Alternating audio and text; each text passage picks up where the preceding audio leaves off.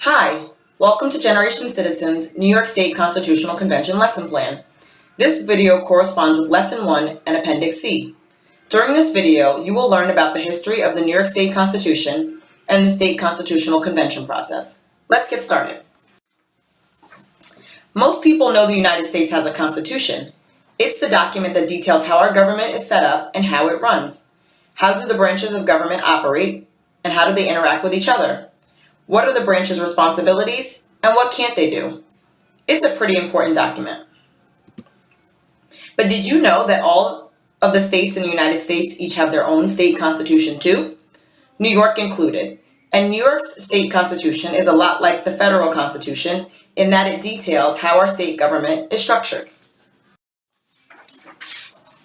The New York State Constitution was written in 1777, but it's changed a lot over the years. Constitutions aren't set in stone. In fact, they're often called living documents because they change. When a constitution changes in small ways, it can be known as an amendment. The federal constitution has been amended 27 times. The first 10 times the Constitution was amended are known as the Bill of Rights. The New York State Constitution has been amended over 200 times since 1894. How does that all work?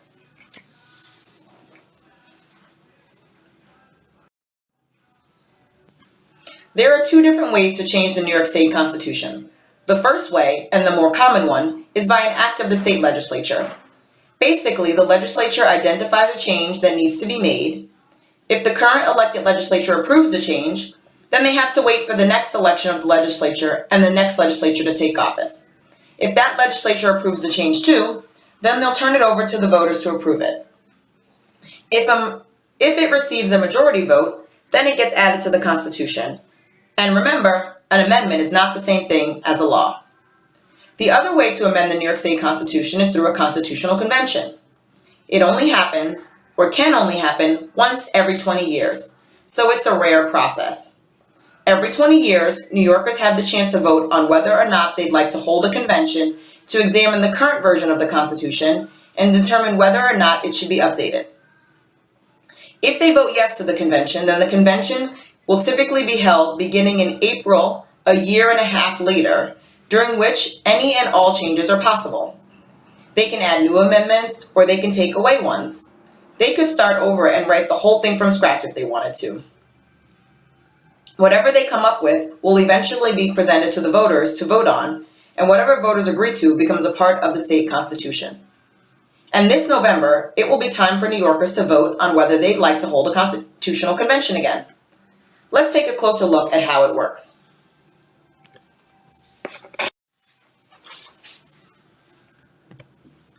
On November 7th, New Yorkers will get the chance to vote on whether to hold a New York Constitutional Convention. If a majority of voters vote no, we'll just keep our current version of the New York Constitution.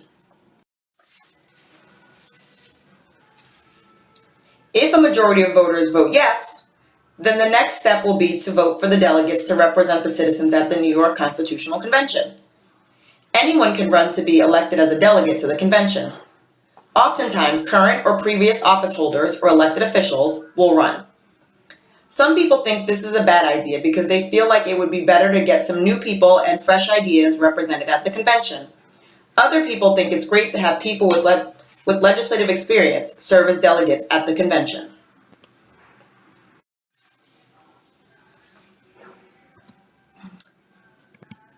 Following the vote, the elected delegates will attend the convention and either begin drafting amendments or an entirely new convention.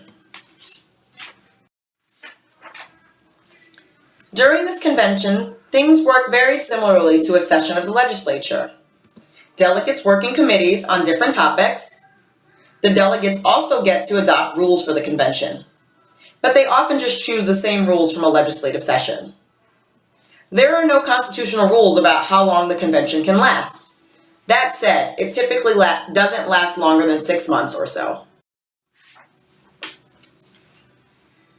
When the delegates are finished considering potential amendments, then they'll turn over their plan to the voters to vote on once again. It is up to the delegates whether to present all of the amendments in one question or break it up into multiple questions covering specific topics. The vote on proposed constitutional amendments could happen as early as November 5th, 2019, but it is up to the delegates to determine when to submit their question or questions for placement on the ballot.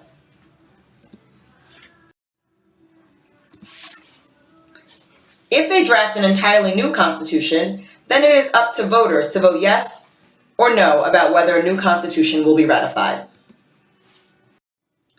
There have been 9 constitutional conventions thus far in New York history.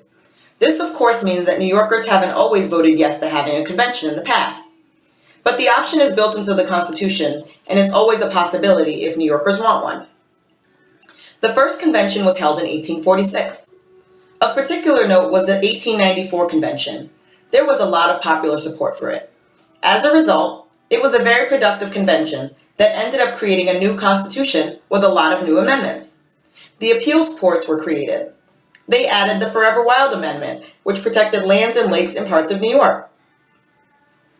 This constitution also ruled that the government money couldn't be used to fund religious schools. There were a lot of other changes too.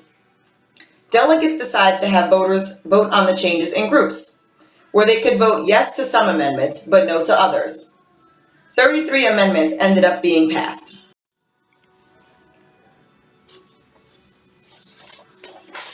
The next convention was held in 1915. The vote to hold this convention was much closer, meaning that voters were more divided about whether or not to hold it as opposed to the 1894 convention.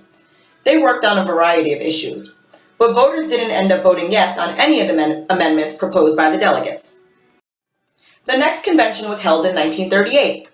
It took place during FDR's presidency, and the New Deal programs were being instituted throughout the country.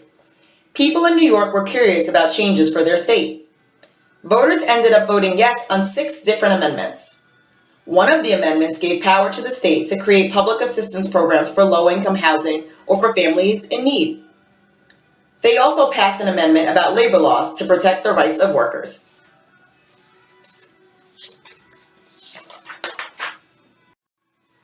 The last and most recent convention was held in 1967. Prior to the convention, 83 amendments had been added to the Constitution by the legislature. The vote for this convention just barely passed, as voters were pretty divided about whether or not they felt there needed to be one. There was a lot of political infighting that took place, but they were finally able to come up with a constitution and amendments they felt voters would approve of. Rather than giving the voters the opportunity to vote on amendments separately, the conventional delegates gave them one package of all the changes for a yes or no vote, and the entire thing was voted down. And now the time has come again for voters to decide if they'd like to hold another convention. If voters vote yes to a convention, that means that new amendments may get passed on topics like same-sex marriage, reproductive rights, the environment, and privacy rights. It also means that there could be a debate about current constitutional amendments like the right to a free public education, the Forever Wild Act, workers' rights, and state-provided aid for the needy. As you can tell, there are a lot of different issues at stake this year. Voters will have the chance to vote on the convention on November 7th, 2017. If they vote yes, then they'll choose delegates. Later, delegates will attend the convention and draft it. Eventually, voters will get to vote on the finished product. If voters don't want to hold the convention, then they will keep the Constitution as is. There's no telling what they'll decide, but one thing is for sure, we'll know soon.